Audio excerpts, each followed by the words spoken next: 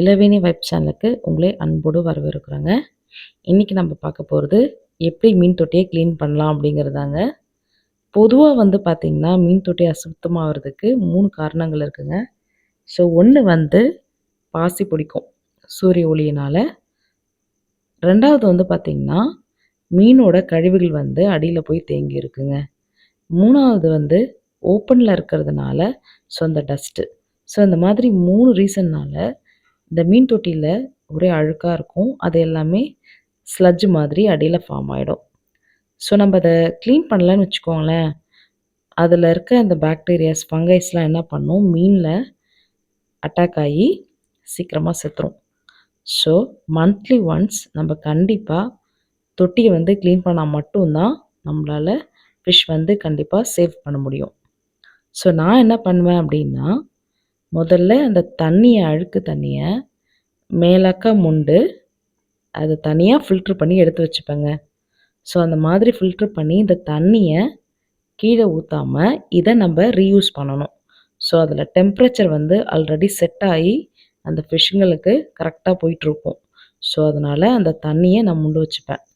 அதுக்கப்புறம் இந்த அடியில் இருக்கு இல்லைங்களா, அந்த ஸ்லட்ஜ் மாதிரி அழுக்கு, அதை நம்ம கீழே ஊற்றாமல் நம்ம அதை செடிகளுக்கு ரீயூஸ் பண்ணலாம்.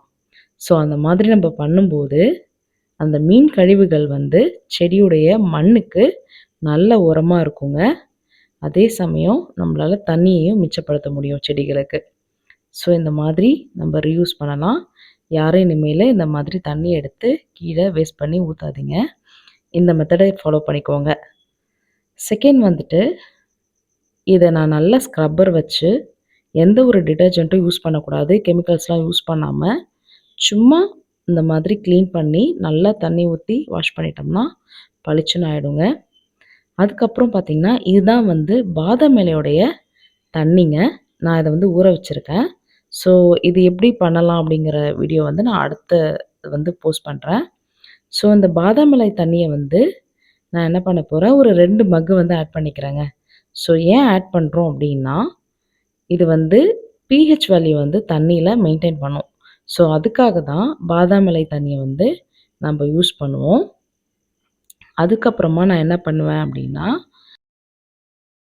அந்த மீனோட தண்ணியை நம்ம ஃபில்டர் பண்ணி வச்சுருக்கோம் இல்லைங்களா, ஸோ அந்த தண்ணியை என்ன பண்ணணும், நான் ஆட் பண்ணிப்பேன்.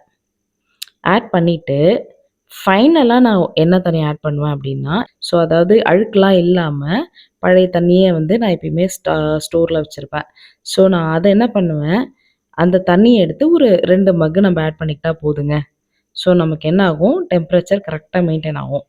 ஸோ அந்த மாதிரி நம்ம தண்ணியை நம்ம ரீயூஸ் பண்ணும்போது நமக்கு ஃபிஷ் நல்லா நல்ல மூமெண்ட்டோடு இருக்கும்.